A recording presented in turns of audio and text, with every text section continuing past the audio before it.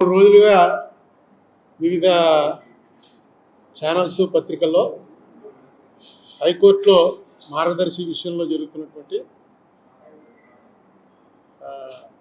విచారణ మీద రకరకాల కథనాలు వస్తున్నాయి. అవి కొన్ని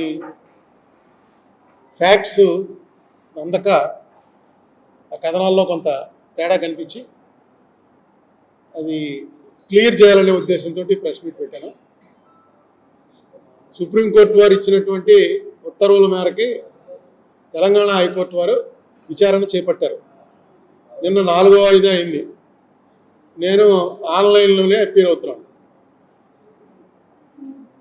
ఆ విచారణ నిన్న ఏం జరిగిందంటే,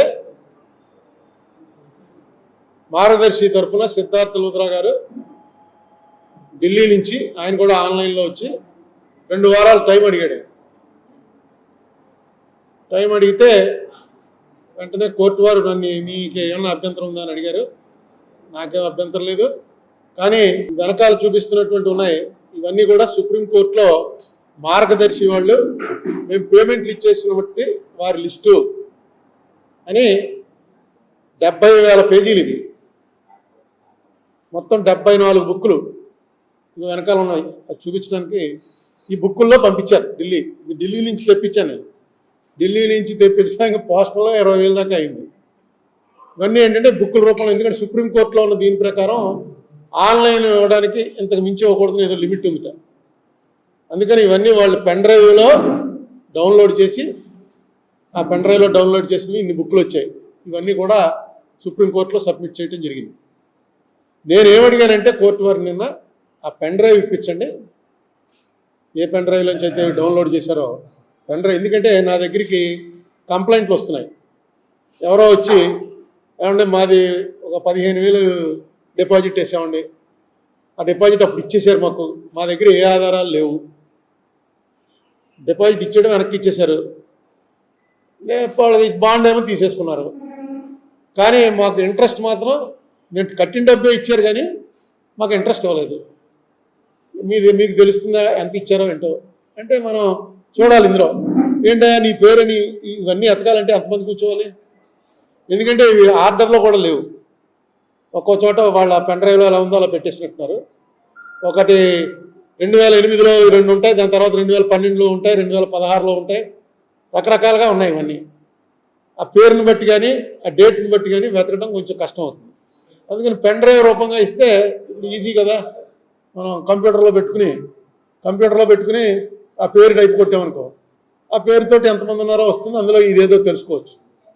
ఇది ఏంటంటే ఇది సుప్రీంకోర్టు వారు డైరెక్ట్గా ఇచ్చినటువంటి ఆదేశం. అందరూ డిపాజిటర్స్కి డబ్బులు అందాయా లేదా అది చూడవలసిన బాధ్యత కూడా హైకోర్టుకి అప్పచెప్పారు. అవసరమైతే హైకోర్టులో ఒక స్పెషల్గా ఒక జ్యుడిషియల్ ఆఫీసర్ని నియమించండి, అన్ని ప్రధాన పత్రికల్లోనూ అడ్వర్టైజ్మెంట్ ఇవ్వండి, ఇచ్చి దాన్ని ప్రజలందరికీ అందాయా లేదా అని. అంటే అప్పుడు మార్గదర్శికి సంబంధించిన పెద్ద అడ్వకేట్లు సిద్ధార్థ లూథ్రా, అభిషేక్ సింఘ్వి, ముకుల్ రోహ్తగి, ఈ ముగ్గురు కూడా అబ్జెక్ట్ చేశారు. అబ్జెక్ట్ చేసి ఇదేంటిది అసలు ఎవరు అడిగారు, ఇది మీరు మళ్ళీ ఇప్పుడు ఎప్పుడో అయిపోయిన 15 ఏళ్ల క్రితం ఇప్పుడు మీరు మళ్ళీ లేపుతున్నారు ఏంటంటే, జడ్జి గారు క్లియర్గా ఏం చెప్పాడంటే, చిన్న డిపాజిటర్లు ఉన్నారనుకో 10,000 15,000 ఇచ్చిన వాళ్ళు, వాళ్ళకు కూడా న్యాయం చేయాలి కదా, మీరు ఇచ్చేసామంటున్నప్పుడు మీకేం అభ్యంతరం, కోర్టు వారు దాన్ని నిర్ణయిస్తారు అని చెప్పి అది కూడా ఒక అడిషనల్గా సుప్రీంకోర్టు వారి ఆదేశం, మనం అడిగింది కాదు, ఇవ్వమని చెప్పారు. సో ఇది నేను నిన్న అడిగింది ఏంటంటే, ఇది ఒక పెన్ డ్రైవ్ రూపంలో ఇప్పించమని. జడ్జి గారు ఏమన్నారంటే టు దట్ ఎక్స్టెంట్ ఒక అప్లికేషన్ పెట్టుకో కోర్టు ముందు అన్నారు. వాళ్ళకు కూడా అది పెడతాను, అది ఇచ్చేస్తారు. ఎందుకంటే వాళ్ళకి ఏం అభ్యంతరం ఉన్నట్టు కనపడలేదు, నాకు ఉండడానికి అవకాశం ఉండలేదు.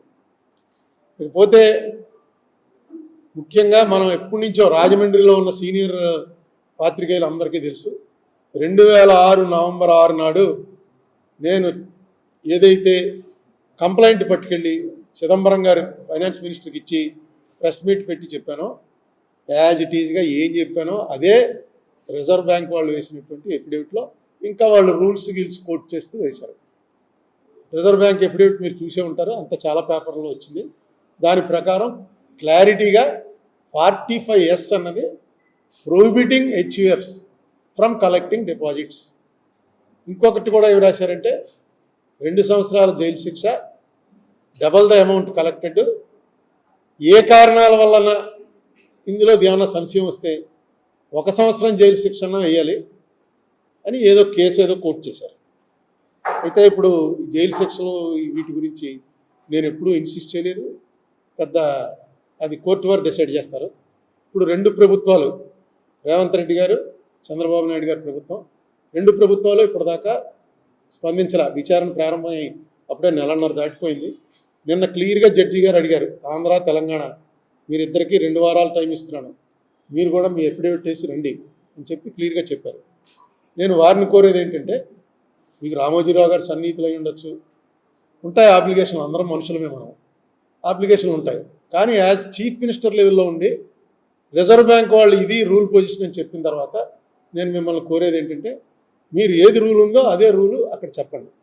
లేదు మీకు ఏదైనా అవకాశం ఉండి ఈ రూలు ఉన్నప్పటికీ కూడా రామోజీరావు గారు చేయొచ్చు, రామోజీరావు గారికి మాత్రం తప్పు పట్టలేం మేము అని మీకు అనిపిస్తే అదేనా ఎఫిడేవిట్ రూపంలో వేయండి. మీరు డిలే చేయటం వల్ల ఈ కేసు డిలే అవుతూ వస్తుంది.